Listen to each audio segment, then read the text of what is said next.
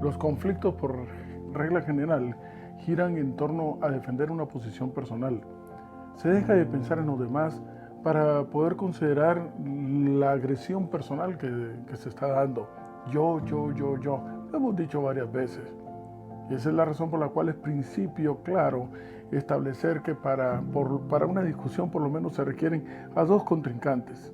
Y el consejo es, encárgate tú de por lo menos no ser uno de ellos. Jesús no entró en conflicto. Jesús fue directo y tajante. Cada una de sus expresiones era un mensaje decidido, firme e indiscutible. Dentro del pueblo de Dios, deberíamos entonces de seguir el ejemplo del Señor. Olvidarnos de nuestros asuntos personales y buscar un objetivo en común, y este es anunciar a aquel que pronto ha de venir. Y esa es la razón por la cual el libro de Efesios está terminando en lo que la escuela sabática ha titulado la clave para poder hacer la paz.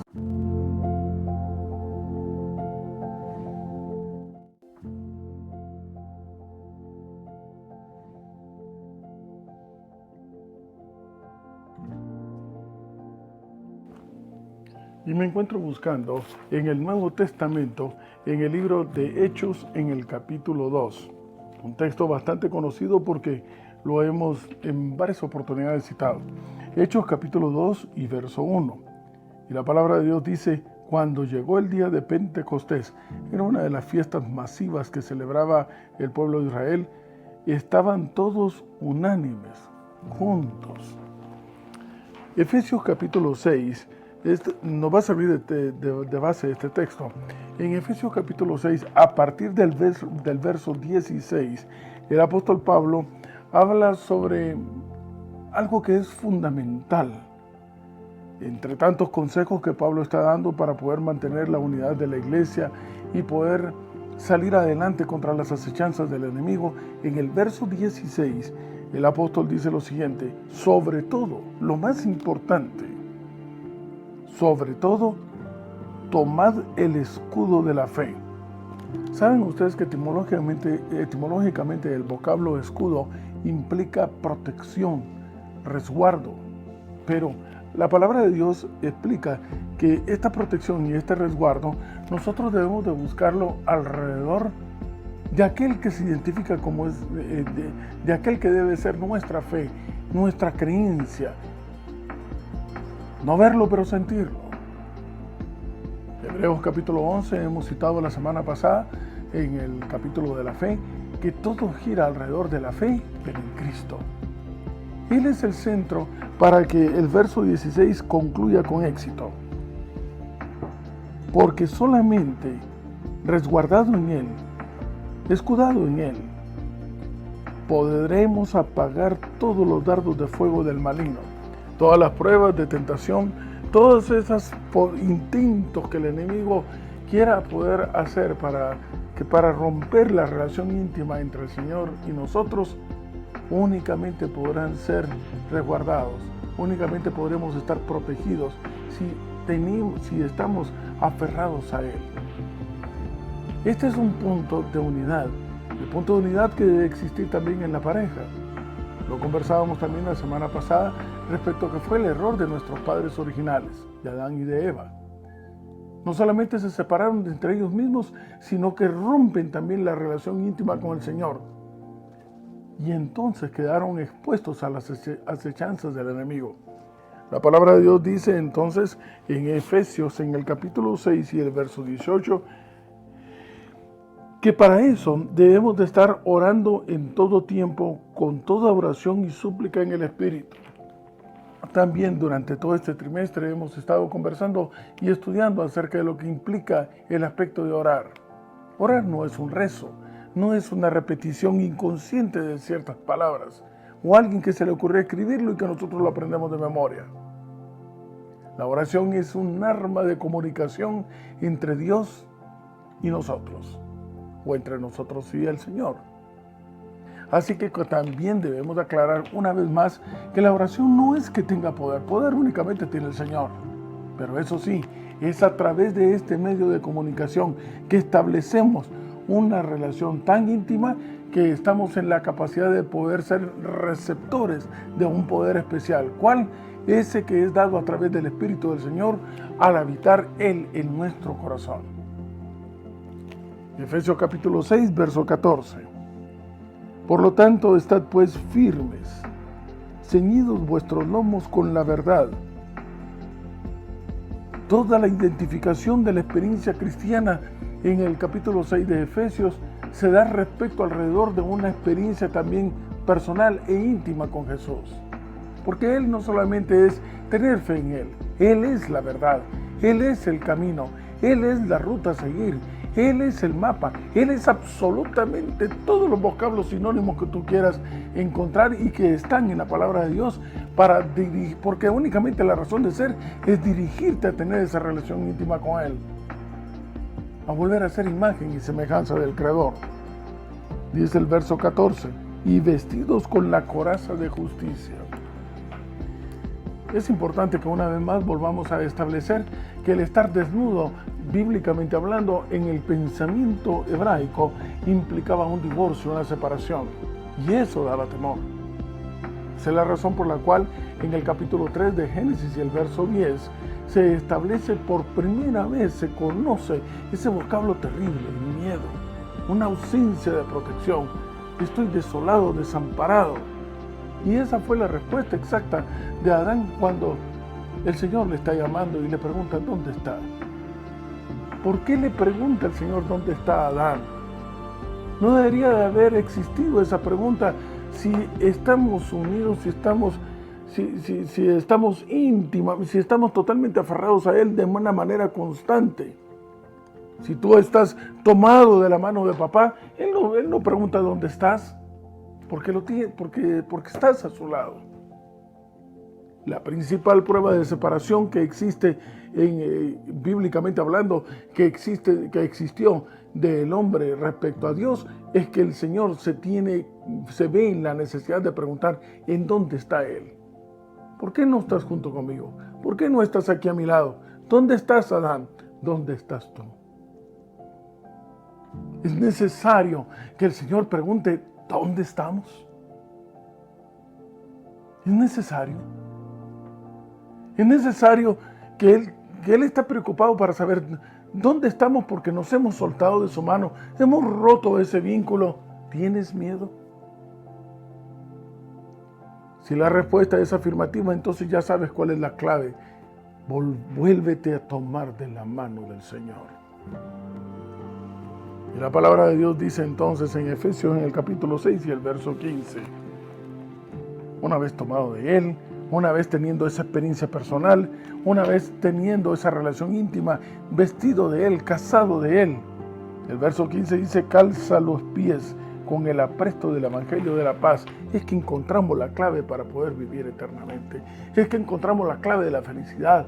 Es que finalmente encontramos la clave para poder estar en paz, para poder estar juntos, para poder estar unidos, para no estar en confrontación, para tener una buena relación con absolutamente todos aquellos que tienen también el mismo espíritu, porque es el espíritu del Señor, el común denominador de la unidad.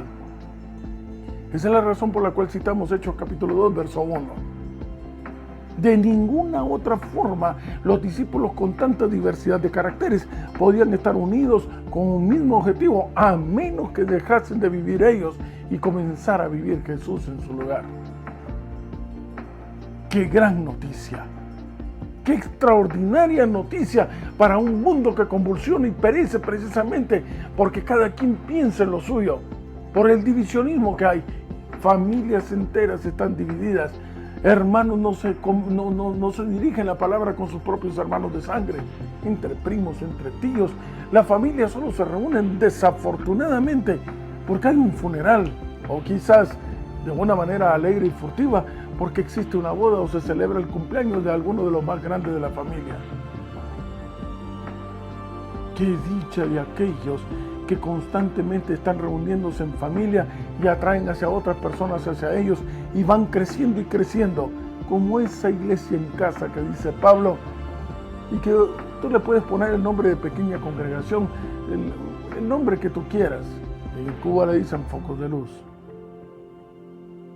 ¿No es acaso una noticia tan extraordinaria haber encontrado al fin la fuente de la vida eterna y de la felicidad? Y esa que Juan Ponce de León tanto estuvo buscando. Pero la hemos encontrado. Y la hemos encontrado alrededor de la figura de establecer una relación íntima con Jesús, que es la fuente de eternidad. Es necesario entonces, es indispensable y es urgente que todas las demás personas lo sepan, que salvemos a cuanto sea posible, compartiéndoles a esta esperanza de salvación, al Cordero de Dios que quita el pecado del mundo. Así que con gran velocidad se deben aprestar nuestros pies, pero no es porque tú lo decidas, no es porque tú lo dispongas, es que nace, como dice Pablo, me es impuesta la necesidad, no lo puedo dejar para otro lado, no puedo vivir sin ello. Por esa razón es que vengo y comparto a Jesús. Y es Jesús, porque la palabra de Dios dice exactamente que el apresto de nuestros pies, estoy en el verso 15, es para anunciar a otros el evangelio de la paz. Evangelio, mensaje, paz. ¿Quién es la paz? Y yo soy la paz del mundo, no la que el mundo da. No es esa la que yo te doy, dice el Señor, sino aquella que realmente va a llenar el vacío de tu corazón, porque encajo perfectamente en ese espacio que hace tanta falta para que tú te sientas completo y te sientas lleno. Y la palabra de Dios dice finalmente en el verso 18 del capítulo 6 de Efesios, una vez más, un llamado a que al establecer esa relación íntima con Dios a través de la oración, que estemos conversando constantemente con Él, cada una de las cosas que nosotros estamos haciendo, incluyamos en nuestra oración, dice el verso 18, y lo voy a leer textualmente, la palabra de Dios, en todo tiempo, con toda oración, velando en ello, con toda perseverancia y súplica, por todos los santos. Y entendamos este punto y aclarémoslo de una vez por todas. No es otro ser humano pecador el que puede declarar quién es santo. Qué contradicción, ¿no es cierto? No es un cónclave de personas y de seres humanos también necesitados de un cordero quienes tienen el juicio o la potestad de poder disponer quién es un santo. Este aspecto especial, espiritual y profundo está únicamente dado a aquel que tiene una experiencia personal con el santo, el único que es santo, según Apocalipsis 15:4. ¿Quién no te temerá, oh Dios? Solamente tú eres santo. Así que esa característica de ser santo implica, una vez más, Gálatas 2:20. Pues ya no vivir yo, sino que viva Jesús en mi lugar. Y es en una congregación en donde todos son familia, porque todos son hermanos, porque todos somos coherederos de Jesús. Vamos, ¿no es acaso también contradictorio que nos llamemos hermanos pero que no nos hablemos? ¿Que no nos llevemos bien pero que seamos hermanos? Que estemos más atentos a ver cuál es el título profesional antes que el principio y el vínculo familiar que debe unirnos alrededor de la figura de Jesús, nuestro hermano mayor. ¿Cómo es posible entonces que quizás en tu congregación existan diversos grupos en donde uno no se lleva bien con otro? Eso no es una familia en el Señor. La familia en el Señor está unánime, está junta en una sola forma de pensar, la de Él, con un solo objetivo, el de Él, con una sola misión, la que Él da, con una sola meta, volvernos a encontrar con Él, con una sola experiencia personal, la de Él en mí. Así que sí, cuando Jesús está desbordándose dentro de nosotros, nuestra súplica al Señor, nuestra conversación, estamos pidiendo también por aquellos que son miembros de este pueblo y que se identifican como santos porque ya no viven ellos, sino que vive Jesús en su lugar. Cada vez que tú te arrodillas y oras por tu familia, oras por tus hijos, oras por tu pareja, oras por toda tu familia, estamos incluyendo también a los que son nuestra familia en el nombre de Dios. Y esto implica la unidad de una iglesia. El vocablo iglesia precisamente indica un grupo de personas, en este caso reunidos con un solo objetivo, que Jesús se desarrolle y evolucione dentro de ellos. Orar por la iglesia es orar por el avance de una obra cuyo único objetivo es anunciar a aquel que nos sacó de las tinieblas hacia su luz admirable.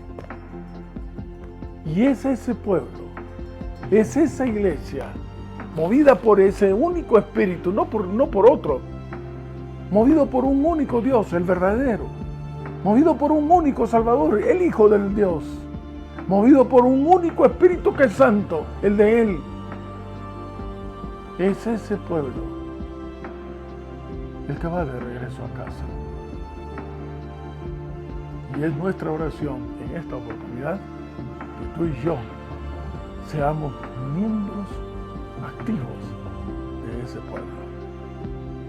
Y con la trompeta en nuestras manos anunciemos a otros que Jesús pronto volverá. Vamos a casa, amigos y hermanos. Vamos a casa como una sola unidad, como un solo pueblo, porque tenemos un solo deseo: volvernos a ver con Él.